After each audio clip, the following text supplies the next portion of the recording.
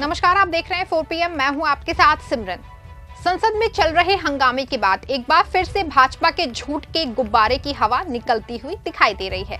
भाजपा ने जिस तरह से पहले विदिशा सांसद प्रताप सारंगी और फिर उसके बाद लेडी सांसद फंगनान कोन्याक धक्का दिए जाने का मामला जो है उठाया है, उससे भाजपा ने ये साबित करने की कोशिश की है कि राहुल गांधी एक अराजक और देश की संवैधानिक गरिमा को तार तार करने वाले हैं। हालांकि इस बीच भाजपा के बड़े झूठ से पर्दा उठने वाला है। मामला अब संसद से थाने तक पहुंच गया है। जी हां, भाजपा ही नहीं, कांग्रेस भी FIR दर्ज कराने पहुंची है। लेकिन ये मामला FIR से नहीं बल्कि संसद में हुई घटना के वीडियो से ही साफ हो पाएगा कि आखिर पूरी घटना में गलती किसकी है। अभी तक भाजपा राहुल गांधी पर जरूर बड़ा आरोप लगा रही है, लेकिन वीडियो मांगे जाने की बात पर वो चुप हो जा रही है। ऐसे में बिहार के पूर्णिया सांसद पप्पू यादव का बड़ा बयान सामने आया है। उन्होंने बीजेपी के झूठ की कलई खोल करके रख दी है। हम आपको इस रिपोर्ट में आगे बताएंगे कि पप्पू यादव ने ऐसा क्या किया है जिससे कि भाजपा के झूठ का पर्दाफाश हुआ है। असल में पूरे मामले को समझने के लिए 17 दिसंबर को संसद में केंद्रीय गृह मंत्री अमित शाह के बयान से समझना होगा। अमित शाह ने 17 दिसंबर को भारत के संविधान निर्माता और दलितों को उनका हक दिलाने वाले डॉक्टर भीमराव अंबेडकर को लेकर एक बयान दिया था। अमित शाह ने अपने बयान में कहा था कि मान्यवर अभी एक फैशन हो गया है, अंबेडकर अंबेडकर। इतना नाम अगर भगवान का लेते तो 7 जन्मों तक के लिए स्वर्ग मिल जाता है। कोई आदमी इस बयान का मतलब समझ सकता है? बयान से साफ है कि अंबेडकर के नाम से बीजेपी को गुरेज है, लेकिन क्यों? इसका जवाब खुद केंद्रीय मंत्री के पास नहीं है। हालांकि अमित शाह के इस बयान के बाद राहुल गांधी ने अंबेडकर के अपमान के विरोध में बयान दिया है। राहुल गांधी ने 17 दिसंबर की रात्रि में ही अपने एक्स पर लिखा कि मनुस्मृति को मानने वालों को अंबेडकर जी से तकलीफ बेशक होगी। इसी कड़ी में 18 दिसंबर को कांग्रेस अध्यक्ष मल्लिकार्जुन खड़गे का बयान भी आया। खड़गे ने कहा कि गृह मंत्री को देश की जनता से माफी मांगनी चाहिए और अमित शाह को संविधान निर्माता का अपमान करने पर इस्तीफा देना चाहिए। हालांकि बयानों का दौर चल ही रहा था कि अचानक इस बीच में PM मोदी ने बड़ा बयान दिया। मोदी ने अपने एक्स पर लिखा कि कांग्रेस अंबेडकर को लेकर नाटक कर रही है।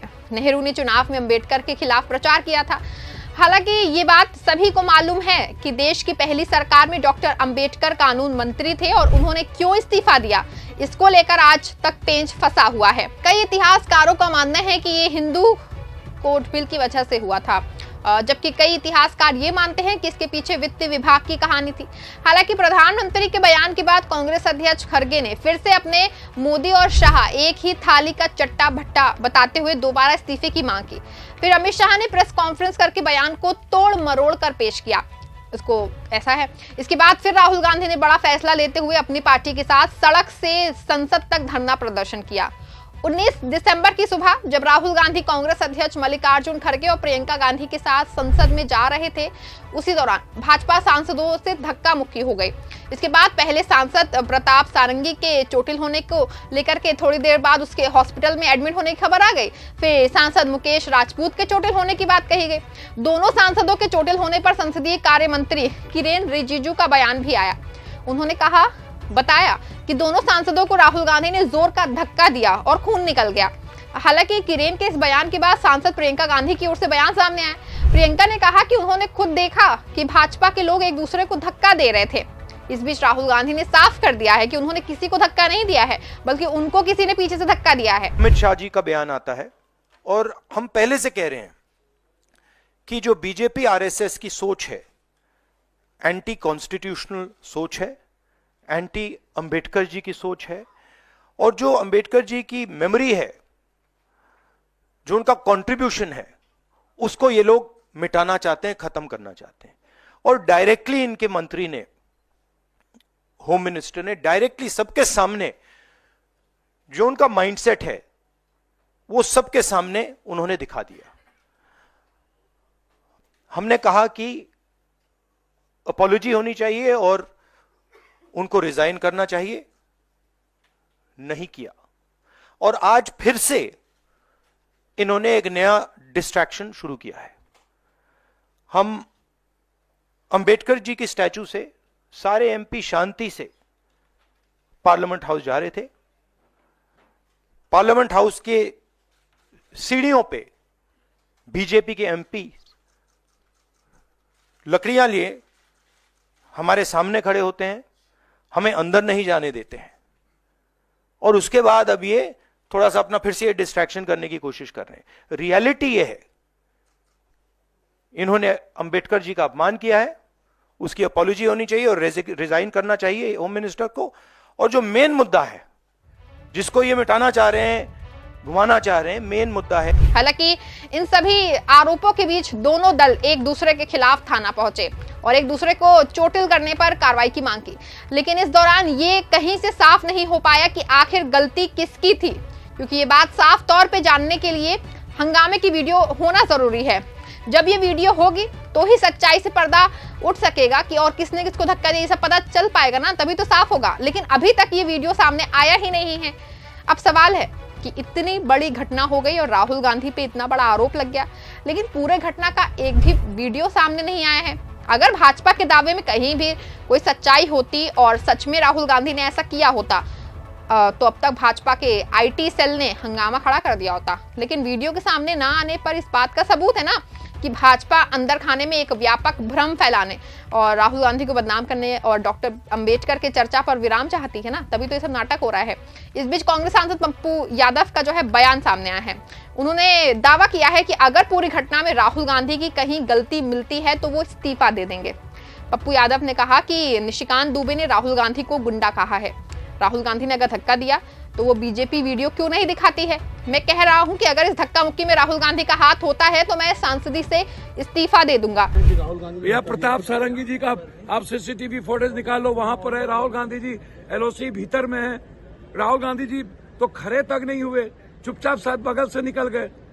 भैया जहां ये झूठ भी दुनिया को, देश को पता चलना चाहिए कि इन लोगों का आचरण प्रियंका गांधी जी को धक्का करने का किस तरह बात कर रहे थे।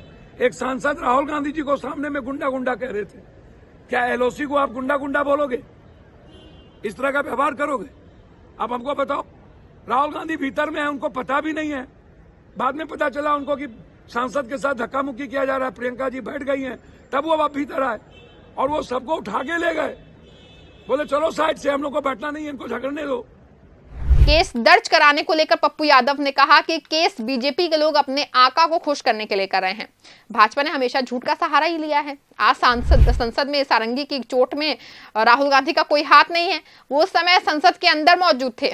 सारंगी चोट का झूठा नाटक कर रहे हैं। वो आईसीयू में लेकर के लेटे हैं और राजनीति कर रहे हैं। पप्पू यादव के इस बयान से बीजेपी एक बार फिर से बैकफुट पे होती हुई दिखाई दे रही है। दरअसल पप्पू यादव का बयान इस वजह से भी बहुत ज्यादा अहम है क्योंकि जब राहुल गांधी कांग्रेस सांसद के साथ संसद के अंदर जा रहे थे तो पप्पू यादव उनके सबसे करीब, काफी करीब थे। ऐसे में इस बात से इनकार नहीं किया जा सकता है कि उन्होंने पूरी घटना को बहुत करीब से देखा होगा। शायद यही वजह है कि पूरे दावे से राहुल गांधी को क्लीन चिट होते हुए नजर जो आ रहे हैं। लेकिन दूसरी ओर भाजपा और गोदी मीडिया राहुल के खिलाफ खड़े किए गए षड्यंत्र का हवा महल बनाने में जुटी है। भाजपा सांसद अनुराग ठाकुर और बांसुरी स्वराज ने राहुल के खिलाफ एफआईआर दर्ज करवाई है। राहुल पर बीएनएस की धारा, हत्या के प्रयास, जानबूझकर गंभीर चोट पहुंचाने, निजी सुरक्षा को जानबूझकर खतरे में डालने और धमकी देने सहित कई आरोपों के तहत शिकायत दर्ज कराई है। रिपोर्ट्स के मुताबिक राहुल पर एफआईआर फाइल कर दी गई है। हालांकि इस बीच राहुल गांधी ने एक बार फिर से संविधान और देश के कानून निर्माता पर टिप्पणी करने पे केंद्रीय मंत्री अमित शाह के इस्तीफे की मांग दोहराई है। राहुल गांधी ने प्रेस कॉन्फ्रेंस में कहा कि बीजेपी और संघ अंबेडकर और संविधान विरोधी हैं। अमित शाह को अपने बयान के लिए माफी मांगनी चाहिए और इस्तीफा देना चाहिए।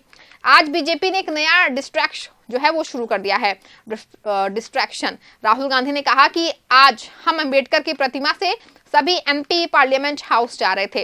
वहां बीजेपी के एमपी सीढ़ियों पर लकड़ियां लिए हमारे सामने खड़े थे, हमें उन्होंने अंदर नहीं जाने दिया। इसके बाद से ये अब ध्यान भटकाने की कोशिश कर रहे हैं। ये पूरा मामला मुख्य मुद्दे से ध्यान भटकाने के लिए किया जा रहा है।